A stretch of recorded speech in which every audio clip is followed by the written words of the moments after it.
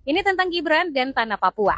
Kunjungan Wakil Presiden Gibran Rakabuming Raka ke Museum Kebudayaan Asmat baru-baru ini mengisahkan pesan simbolis yang kuat. Setelah menandatangani buku tamu, ia masih menyempatkan diri kembali melihat lebih dalam riwayat sejarah hidup masyarakat adat.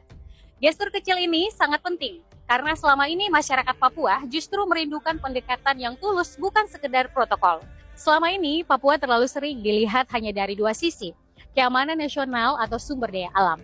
Padahal Papua memiliki manusia dengan peradabannya yang utuh dan tersistematis. Ukiran Asmat bukan sekedar souvenir, melainkan sistem pengetahuan, kosmologi, dan identitas bangsa Asmat.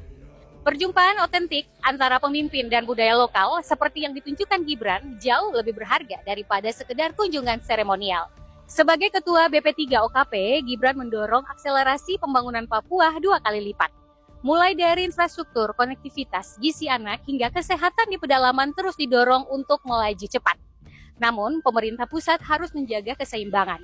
Bandara megah atau gedung mewah tidak ada artinya jika pemuda Papua kesulitan mendapat pekerjaan layak di tanahnya sendiri. Atau jika anak-anak Papua yang ada di ibu kota provinsi masih bergelut dengan stunting. Otonomi khusus yang telah berjalan lebih dari 20 tahun dengan dana yang sangat besar juga memiliki masalah yang mencolok mata. Bukan pada kekurangan anggaran, melainkan pada penyerapan dan kebocoran yang hingga kini masih kronis. Sidak dan belusukan Gibran membantu melacak masalah-masalah ini.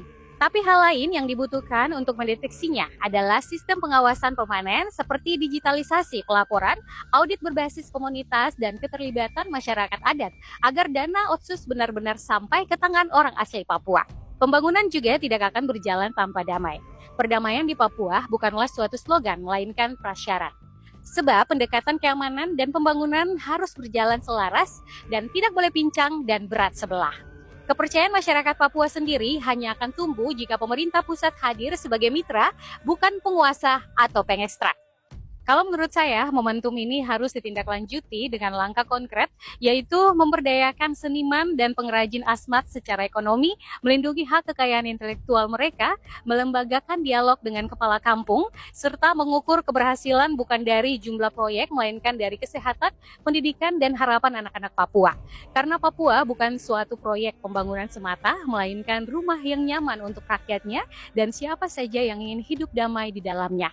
Membangun tanah Papua dengan benar berarti membangun bersama, menghormati apa yang sudah ada, dan memastikan setiap kebijakan benar-benar dirasakan manfaatnya oleh masyarakat asli. Hanya dengan cara itu, Papua bisa menjadi bagian yang damai, bermartabat, dan sejahtera dalam republik ini. Kalau menurut kamu bagaimana?